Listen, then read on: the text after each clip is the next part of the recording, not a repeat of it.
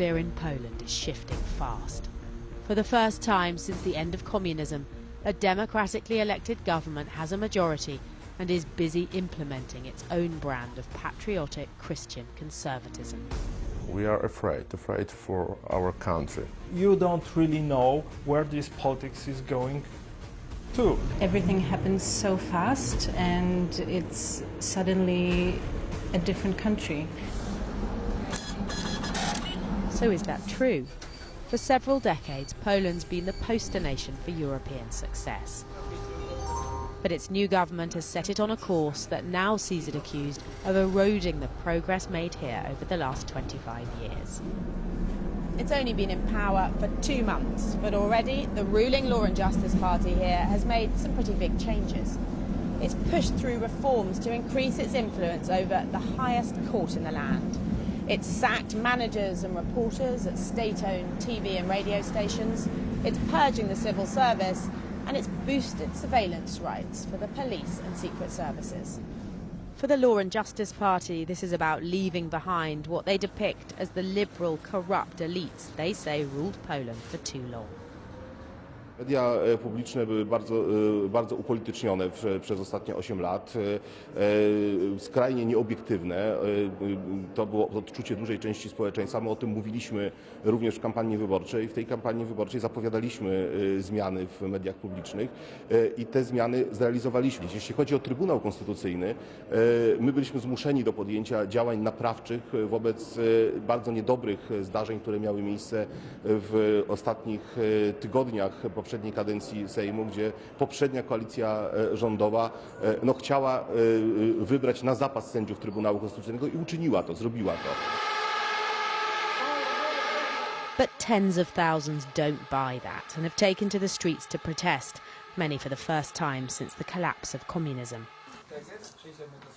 At a flat in central Warsaw, members of the Committee for the Defence of Democracy, created just a week after the new government was sworn in, plot their next moves.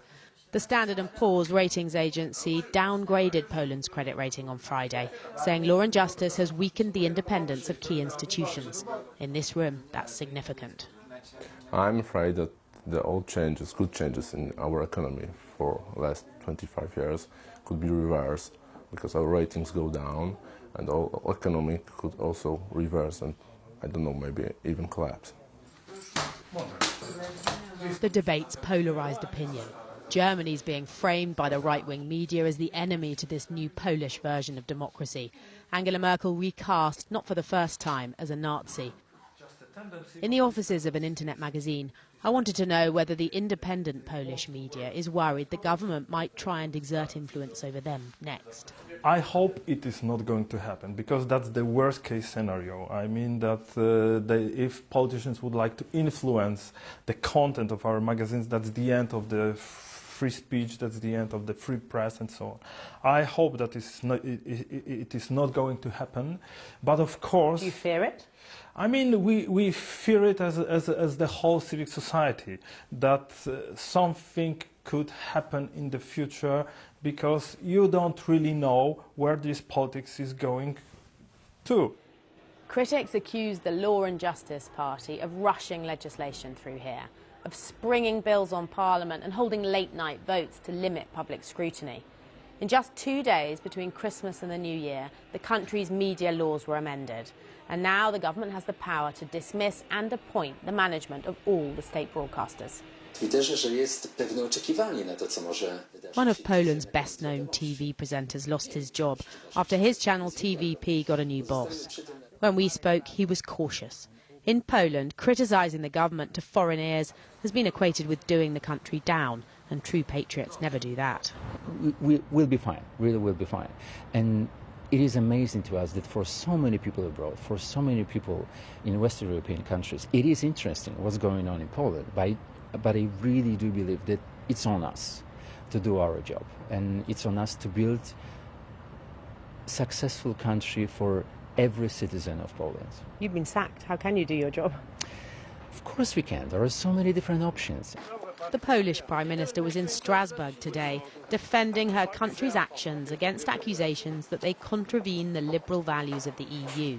The European Commission is investigating.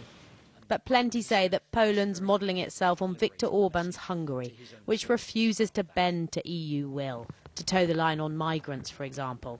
That it's flexing its muscles as part of an increasingly illiberal axis in the East. Nie jesteśmy przeciwni rzeczywiście Unii jako tworu politycznego, który będzie rządzony, czy gdzie decyzje będą narzucane przez te największe państwa europejskie. W praktyce w ostatnim czasie był to taki duet niemiecko-francuski, który próbował kształtować politykę europejską. Chcielibyśmy rzeczywiście, żeby Polska była również traktowana poważnie w Unii Europejskiej, żeby nasze interesy były brane pod uwagę. Tak często w ostatnim czasie nie było, chociażby.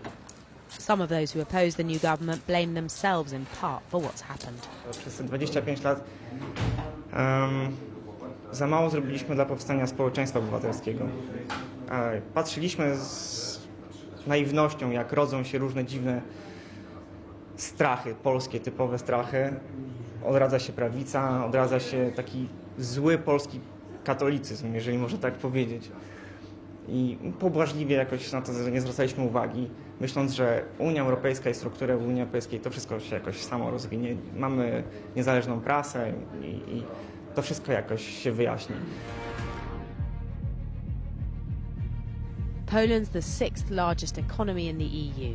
It could have its voting rights suspended if its government's found wanting. In reality, though, it's unlikely there's a will to pick a serious fight with a country that is so important to the Union.